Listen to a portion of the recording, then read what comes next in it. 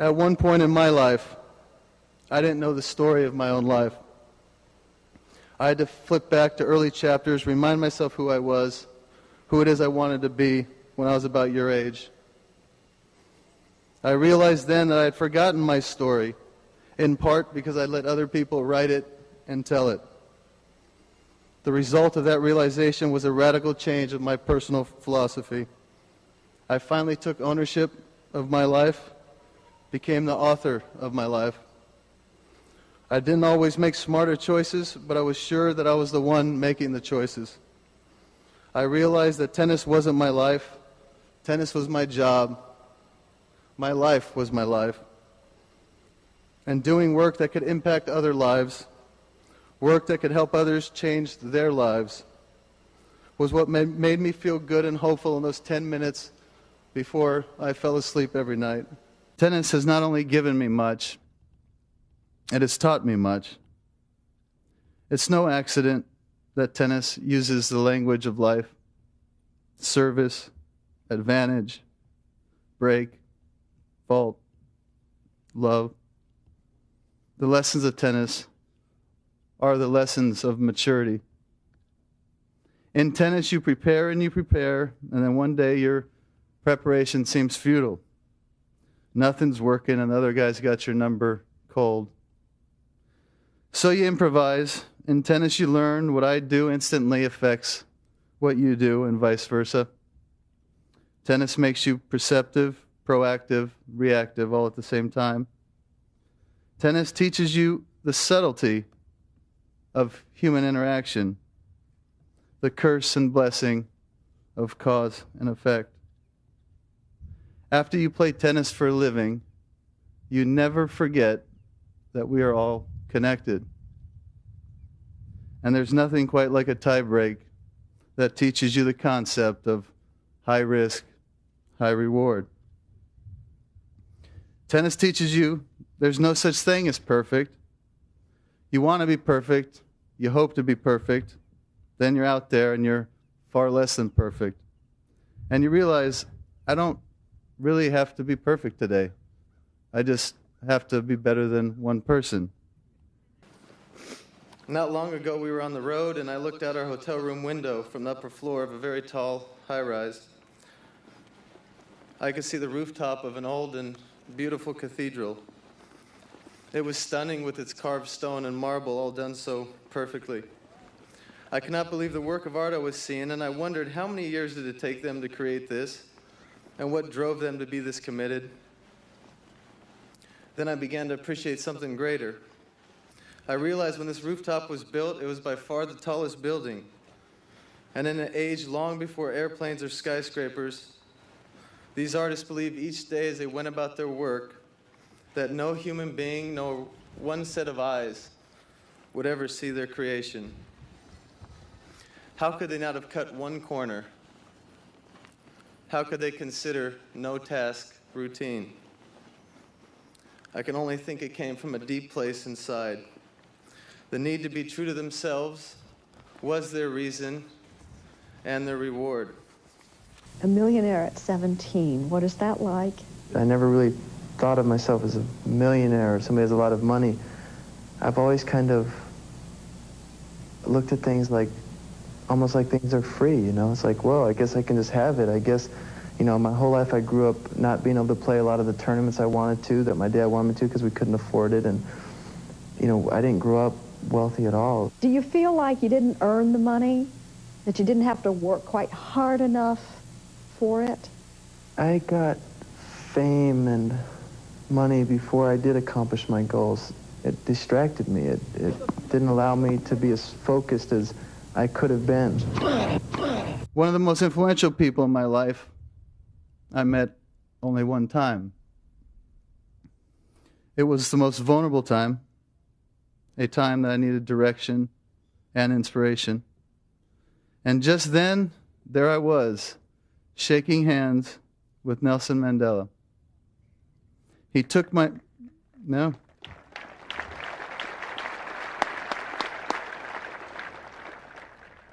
He took my hand, complimented my game, and in the same breath told me the reason why we have been put here on earth.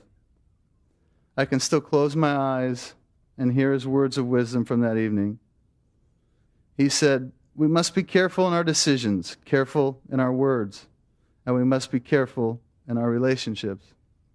Andre, we must live our life carefully." Once you hear those words from Nelson Mandela, you can never unhear them. I didn't always live carefully.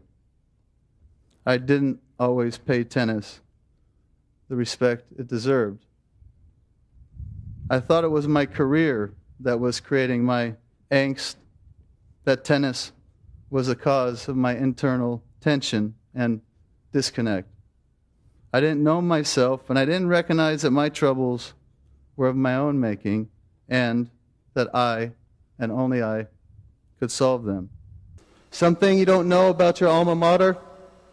The first thing we ever did on this site, back when it was a vacant lot, was plant a tree of hope. Hope was a symbol and cornerstone of this school. So that tree was the first thing we decided to put here. Young, fragile, it was a holly tree, a traditional symbol in many cultures. Then we not only asked the construction workers to build around this tree, we also asked them to keep it lighted and watered while they built the school. And they did. But still, with all the dust, the chaos, the disruption of building the school, the tree died. We could have seen this as a devastating sign. We could have perceived it as a symbol that we were doomed to fail. Instead, we planted another tree. And that tree of hope is the one you see blossoming today, just as you all are blossoming today. I hope you remember that tree of hope throughout your long, long lives.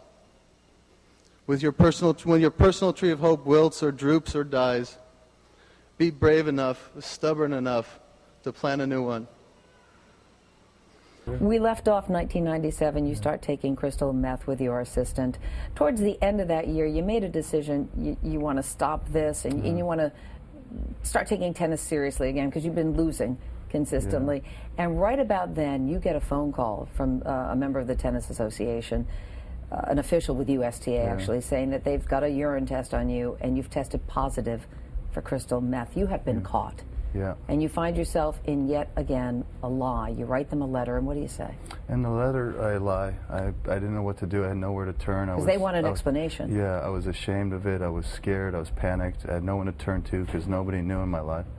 And I wrote a letter filled with lies. I said my assistant had a spiked drink. It's how he used to ingest the drug. He's a known drug user.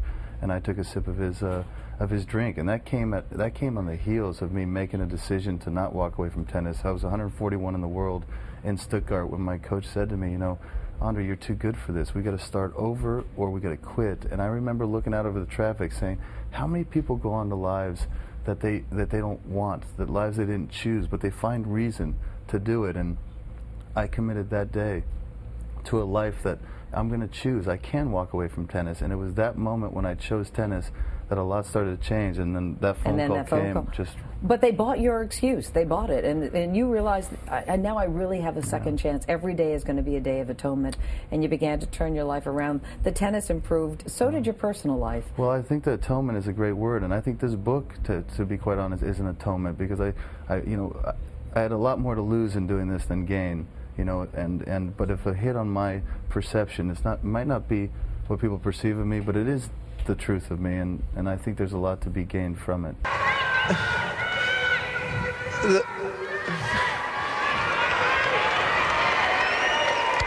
The scoreboard said I lost today, but what the scoreboard doesn't say is what it is I have found.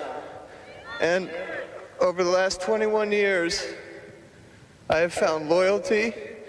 You have pulled for me on the court and also in life. I have found inspiration. You have willed me to succeed, sometimes even in my lowest moments.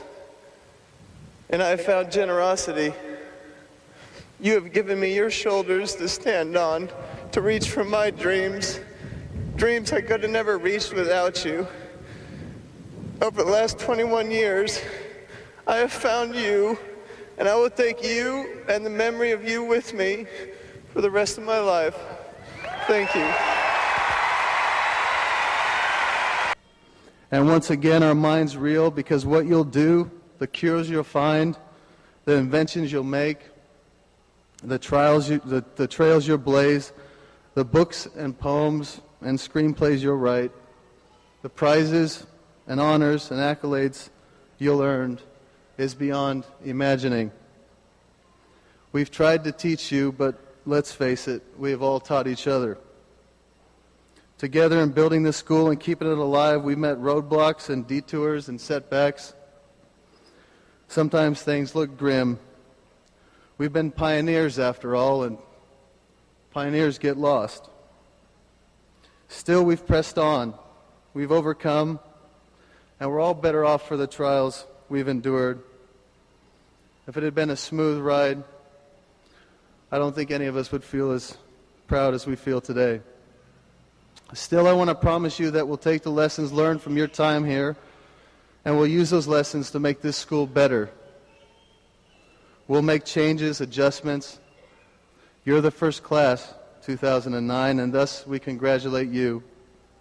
But always remember, because of what you went through, what you taught us, the class of 2109 will enshrine you. The world that we're leaving you is not the world we wish for you. You need to make that world, to go places we've never been, to succeed in ways we've never dreamed. Mandela said to me, there is difficulty in all human journeys, but there is nobility in just being a journeyer. From him I learned every journey is epic. Every journey is important. Every journey begins today. And at the beginning of my journey, my friend Gil said to me, Andre, you have dreams and I have strong shoulders. So stand on my shoulders and reach. To my children, to all of our children, stand on our shoulders. Reach higher than we could. Reach for your dreams. Because today, standing here, receiving this honor, I am living proof that no dream, no journey is impossible.